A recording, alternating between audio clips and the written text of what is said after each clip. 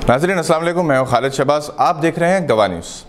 नाज़रीन, अगर आपको आपके बैंक से फ़ोन आए और ये कहा जाए कि अपना आधार कार्ड और पैन कार्ड का नंबर बताया जाए, या इनकी कॉपी व्हाट्सएप पर भेजी जाए, या आपकी स्वाइप मशीन का पिन नंबर पूछा जाए, या कभी आपके एटीएम कार्ड का पिन नंबर पूछा जाए या ओटीपी पूछा जाए, तो ये समझ लें कि ये फ़ोन आपके बैंक से नहीं बल्कि उन साइबर मुजरिमीन का है जो किसी तरह से आपका डेटा हासिल करके आपसे तफसीलात हासिल कर रहे हैं ताकि आपके अकाउंट से रकम हड़प ली जा सके।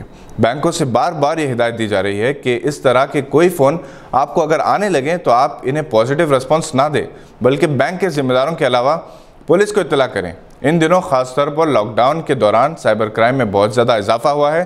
तालीम याफ्ता मुजरिमीन आपको शिकार बनाने के लिए नए नए तरीक़े इख्तियार कर रहे हैं। आपके सोशल मीडिया डेटा से आपके करीब तरीन साथियों या रिश्तेदारों की तफसीलात हासिल करके आपको मैसेज भेजते हैं कि आपको फ़लाँ रिश्तेदार की या आपके करीबी साथी की हालत ख़राब है, इनके लिए अर्जेंट पैसों की ज़रूरत है। वो अकाउंट नंबर भी फ़राहम करते हैं और हम में से अक्सर सोचे समझे बगैर जज्बात की रूह में बढ़कर रकम में ट्रांसफ़र कर देते हैं। बाद में अपने बेवकूफ़ बन जाने का इंकशाफ होता है तो इस वक्त तक सब कुछ आपके हाथ से जा चुका होता है। बैरूनी ममालिक बिलखुसूस अमेरिका, कनाडा और ऑस्ट्रेलिया में तालीम और रोज़गार के लिए ऑनलाइन वीज़े जारी करने के लिए कई फ़र्जी वेबसाइट्स वजूद में आए हैं। सैकड़ों नौजवान एक बेहतर मुस्तकबिल की आस में बेवकूफ़ बन जाते हैं। बेहतरीन वेबसाइट इस बात की गारंटी नहीं कि ये फ़र्जी नहीं है। आमतौर पर घरेलू ख़वातीन जिन्हें सोशल मीडिया पर वक्त बर्बाद करने की आदत हो चुकी है, वो लालच में सबसे ज़्यादा इन साइबर मुजरिमीन के शिकार हो रही हैं। हत्ता कि एक रियासत के गवर्नर की बीवी तक 30 लाख रुपए की रकम से महरूम हो चुकी है। लालच में कंगाल होने से बेहतर है कि कोई भी फैसला करने से पहले तजुर्बेकार अफराद से मशवरा कर लिया जाए।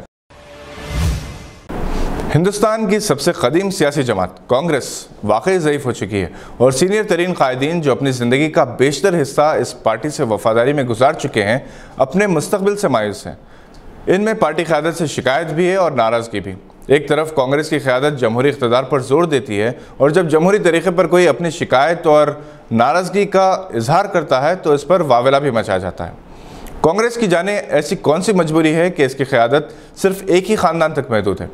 1980 के दहे में इंदिरा गांधी और संजय गांधी का राज था। इस वक्त इत्तेफाक से कांग्रेस का इंतखाबी निशान गाय और बछड़ा था।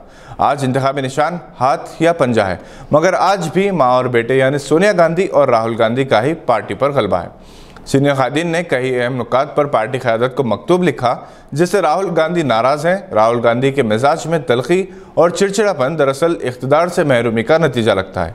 ये गुस्सा सिर्फ और सिर्फ अपने पार्टी अरकान पर ही निकाल सकते हैं। पार्टी के सीनियर कायदीन उम्र में अपने से छोटे कायद की हर बात को आखिर कब तक ख़ुबूलिया बर्दाश्त कर सकते हैं। कभी ना कभी इनके सब्र का पैमाना लबरेज होता है और पार्टी क़यादत को लिखा गया मकतूब इसका सबूत है।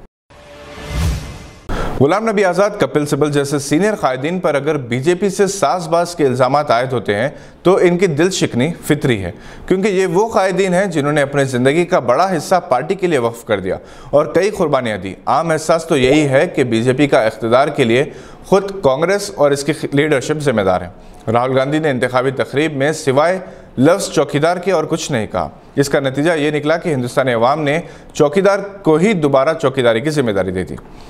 मणिशंकर अय्यर ने 200 से ज़ायद मरतबा कुछ ऐसे अहानत आमेज़ अल्फाज इस्तेमाल किए कि यही अल्फाज बीजेपी और नरेंद्र मोदी के लिए फ़ायदेमंद साबित हुए। पार्टी क़यादत में तब्दीली के लिए मंथन हुआ और तवक्को के मुताबिक कोई तब्दीली नहीं हुई। कांग्रेस की तारीख गवाह है कि गांधी के ख़ानदान को ही हमेशा क़यादत की जिम्मेदारी दी गई।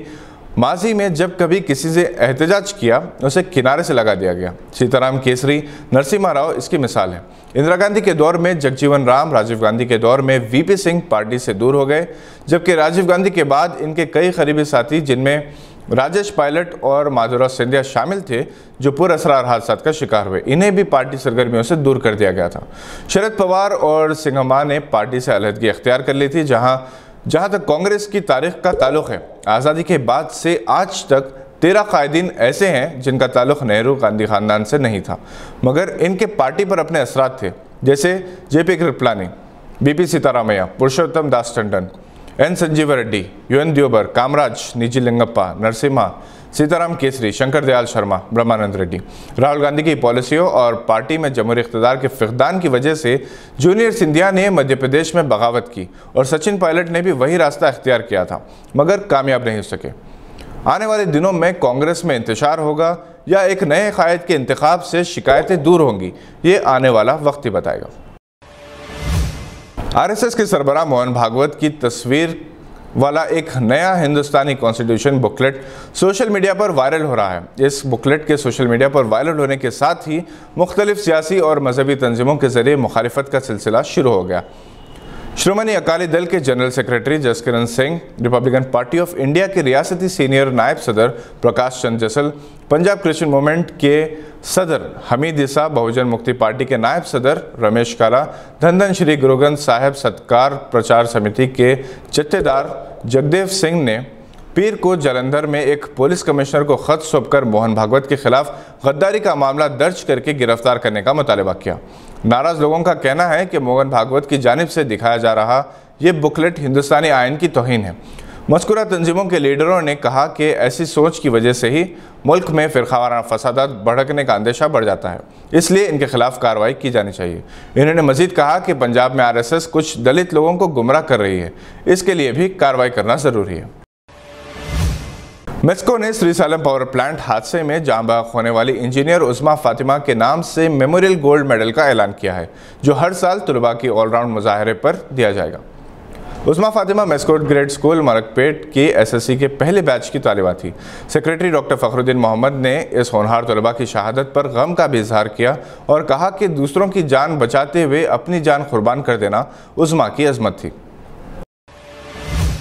हरमैन शरीफेन में इस्लामी नए साल के आगाज़ के साथ ही जानेमाज़ बिछा दिए गए हैं, जिस पर मोहम्मद कैपमार्ट के मैनेजिंग डायरेक्टर जनाब मोहम्मद इलियास बुखारी ने मसरत का इजहार करते हुए कहा कि अल्लाह के फजल करम से तेलंगाना में भी पहले के मुकाबले में अब हालात बेहतर हैं और तेज़ी से मामूल पर आ रहे हैं।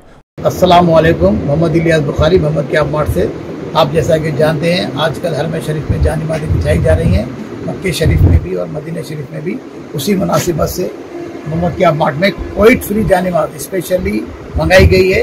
ये जानेमाज़ पे कोविड का कोई असर नहीं होता, आप आसानी से नमाज़ पढ़ सकते हैं, बग़ैर किसी परेशानी के आप नमाज अदा कर सकते हैं। ये कोविड फ्री जानेमाज़ है। इंशाल्लाह आपको इसका जब पढ़ेंगे तो इसका मज़ा अलग ही आएगा। हम चाहते हैं कि भी ये सारी जानेमाज़ें हैदराबाद तेलंगाना के अजला में भी जाएँ ताकि लोगों को सहूलत हो।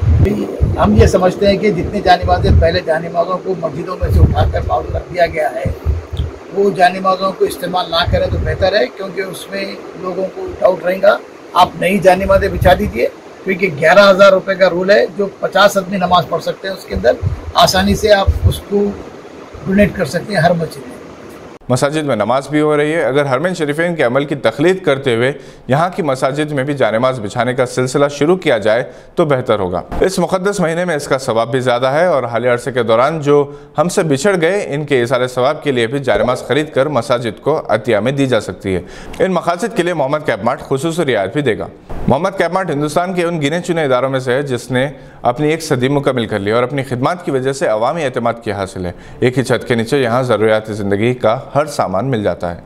ये थी आज की चंद अहम खबरों पर नज़र। आपसे इजाज़त लेने से पहले आपसे दरख्वास्त है कि अगर आपने अभी तक इस चैनल पर सब्सक्राइब नहीं किया तो सब्सक्राइब ज़रूर करें। शुक्रिया।